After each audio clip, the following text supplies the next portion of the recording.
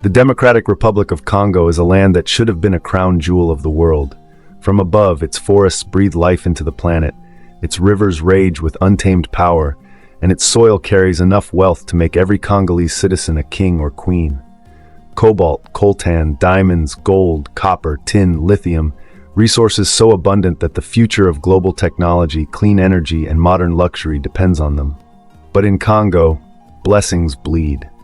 Here, abundance has turned into torment, and fortune has become a curse. The world knows it, the world sees it, yet the world looks away. Every smartphone pressed to an ear, every electric car cruising down smooth roads, every shining diamond on a finger carries the shadow of Congolese suffering. For beneath the glitter lies a truth soaked in pain. Children as young as 7 crawl into dark, unstable tunnels with bare hands and rusted tools, digging for cobalt they will never use. They breathe dust that scars their lungs forever.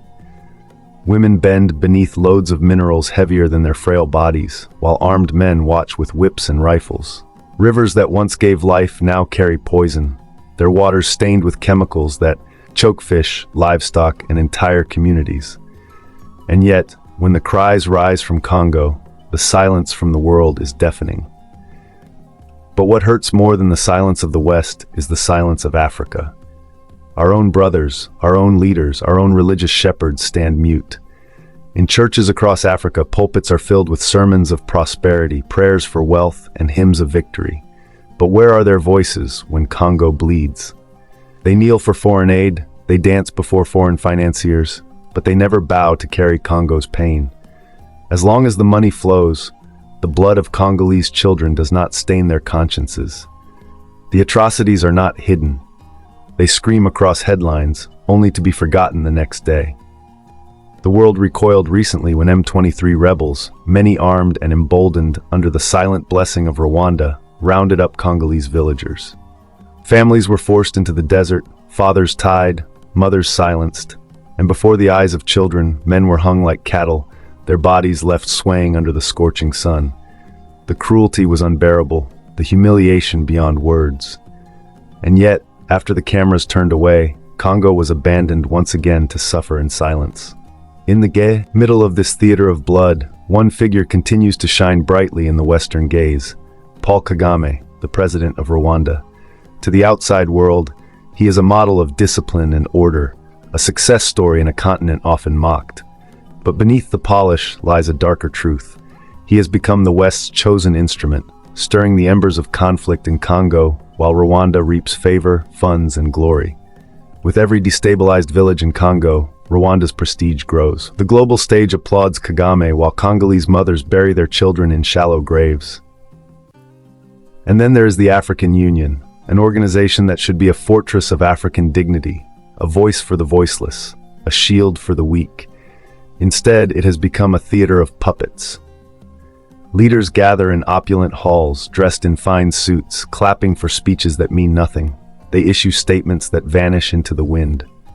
They raise glasses of champagne while Congo burns. What is the African Union if it cannot stand for Congo? What is it if it watches the continent's most blessed nation bleed into dust? A gathering of cowards, a council of the blind, a union in name but not in spirit. The tragedy of Congo is not only in the violence of outsiders, but in the betrayal of her own family. Africa has abandoned her. Religious leaders preach hope but live on silence. Politicians bow before foreign donors while ignoring the blood that flows so close to home. And so Congo suffers in loneliness, a giant strangled by her own riches. Imagine a mother in the mining town of Kolwezi, cradling her son who suffocated when the tunnel he dug collapsed. She screams into the night, but no one answers. Picture a father in Goma, forced to watch as rebels drag his daughter into the forest, knowing she may never return. His heart breaks, but his hands are tied. These are not stories from centuries past. They are today. They are now. And still the world scrolls on its phones, powered by the cobalt that took that child's life.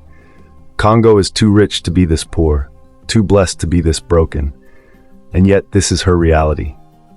A paradox where wealth brings chains, where abundance brings hunger, where blessings bring curses. When you are so blessed that it begins to hurt, that is the cruel fate of Congo. And so, we end not with triumph, not with hope, but with sorrow. The wail of a woman over her child's grave, the silence of a world that looks away, the betrayal of a continent that does not care. Congo remains the land where blessings have become wounds, and where the richest soil on earth buries the poorest people alive.